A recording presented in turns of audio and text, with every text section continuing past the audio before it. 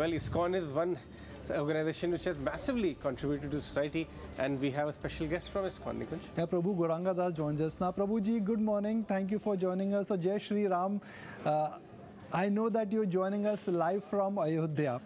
But before I get into your Ayodhya and what the mood like is and what are the on-ground preparations, first let's understand the message. Maryada Purushottam, a man who has risen above board, who understands karma and dharma, someone who really understands the code of life.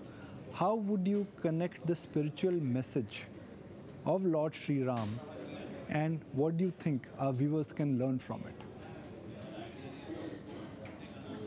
First of all, Jai Shri Ram, Nikunj, and to all the viewers who are watching this. I am here in Ayodhya for the opening of the temple, and the atmosphere and the ambience is electric, surcharged with Lord Ram's devotion. And I think your question is very, very pertinent, because as we are opening this temple, it is a fantastic message to the whole world that it is time for us to do three things. First of all, start keeping in our schedule visits to the temple for darshan and visits to the temple for transforming our lives. Second, how we can transform our own families by bringing Lord Ram's worship to our homes and keeping Lord Ram as the center of our homes. And third, more importantly, how do we apply the teachings of Lord Ram in our own life? So Lord Ram typically represents the character of integrity. Lord Ram was synonymous with his words, thoughts, and deeds. Manasekam, vachasekam, karmasyekam, mahatmana. Manasanya, vachasanya, karmasanya, duran. The cause of all anxiety is the dissonance or disconnect or dichotomy or duality or disconnect between body, mind, and words. Actions, words, and speech. Actions, words, and thought. And so Lord Ram represents a personality who had total integrity, because the difference between integrity and honesty is to speak what I have done, but integrity is to do as I speak. So Lord Ram, as a son, had perfect integrity. His father told him to go to the forest and then requested him, "You do not have to follow me." But he said, "No, since you have made that order, it's an instruction, I have to be obedient."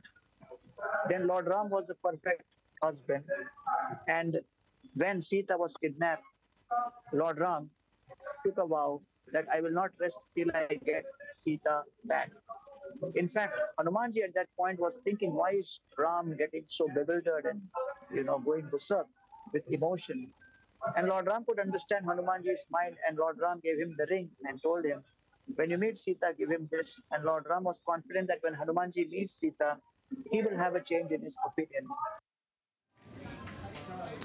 Gaurang Prabhu, thank you so much. It's so nice to be chatting with you today on this momentous day, right there from Ayodhya itself. Gaurang Prabhu, I wanted to always ask you about, Sanatan Dharm's one of the main dictats or preachings is Vasudeva Kutumbakam. The world is one village. And it is not just about a Hindu temple which is getting resurrected there, it's about the spirit which is getting lifted. What is the larger messaging in your view behind this event? Excellent question.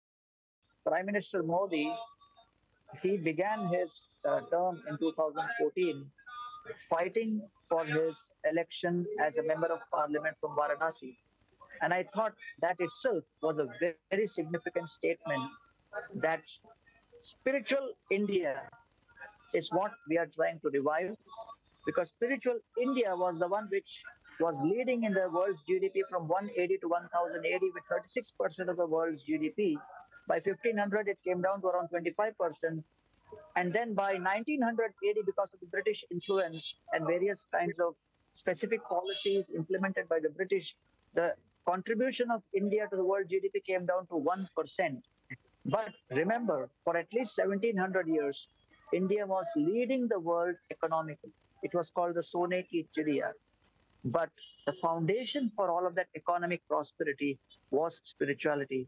And Prime Minister Modi decided to fight the election from Varanasi, for me, was a very significant statement of an effort to transform India into a primarily spiritual foundational country. And that we can see is happening. And then Modi ji started transforming Varanasi, the Kashi Vishwanath corridor. And the statistics reveal that, over the last 9 months, 32 crore tourists have visited Uttar Pradesh, and out of that, a majority of them have come to visit Kashi Vishwanath. And also, recent data has revealed that almost 2.3 billion tourists are traveling across the length and breadth of India, crisscrossing, especially for religious tourism. And we can, take the example of Saudi Arab, that the Hajj pilgrimage actually got them last couple of years almost $12 billion with 2.3 million tourists for Hajj and almost 19 million tourists for Umrah. So from all perspectives, if we look at the revival of spirituality within India by keeping Lord Ram's temple as the epicenter, it is not only going to create a spiritual revolution in the hearts of the people, which we are already seeing with the youth taken to spirituality like never before. The number of people visiting the temples have gone up by 10x, and I personally am experiencing running ISKCON temples and seeing the crowds. Gauranga Prabhu, you're talking great numbers, the potential of Ayodhya, what it can be in the next coming years. But talk to us from your own experience. When you landed there, when you went towards the city, how was the mood? Was it electrifying? The people you met there, the inquiries which are being made to you along with your colleagues. Talk to us about on ground, the mood on ground. The Ayodhya experience began at the airport itself, because when I was in the flight from Delhi to Ayodhya, the whole flight was filled with lots of saintly personalities, lots of devotees, like Chidananda Saraswati ji from Rishikesh, who was there with me on the flight, and some other sons I knew were there. And then many other people whom I didn't know from the business community, and many others, common people, housewives, they were all there. But from the moment we got into the aircraft, there was like a loud, tumultuous kirtan which began. And this kirtan went on for some time, and then the flight was delayed because of certain logistical reasons. And even though there was a delay, not even one person spoke about the delay in the flight, and the bhajans and the kirtans continued, and some Ram Katha started. So we all felt that we are already in Ayodhya. And then when the flight landed, the captain came up and I thanked him and said that we will be making many flights to Ayodhya, but this flight is very special because you have brought us to that at that very moment where the installation ceremony is happening. And we all felt like after Lord Ram conquered over Lanka and killed Ravana and established Vibhishana as the king, when Lord Ram was coming back with the monkey soldiers in the Pushpaka Viman, Lord Ram looked at the monkey soldiers as they were crossing Kishkinda. Lord Ram said, "You all must be missing your wives also." And so Lord Ram landed the Pushpaka Viman at Kishkinda, and all the wives of the monkey soldiers also joined.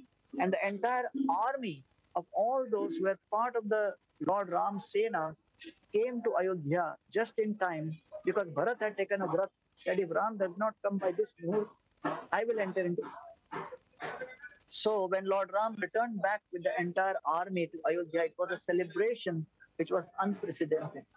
So when we were in this flight and we landed, the whole mood appeared to be just like that. And when I entered into the city of Ayodhya, I must congratulate the administration, the UP government, Yogi ji and the Prime Minister Modi ji, the Vishwa Hindu Parishad, for the meticulous planning which has gone into this event. Because I've been visiting Kumbh Melas, I've been visiting so many other spiritual events organized by the government for a long time. All right, Gauranga Prabhu, thank you so much for being part of this historic event and this very special coverage right here from ET Now. That's all from Nikunj and myself on this very momentous occasion of resurrection of the Ram Temple, Ayodhya Point 2.0. Thank you very much for watching. Goodbye. And the live coverage will continue here on ET Now. So stay tuned. Bye-bye. Jai Shri Ram.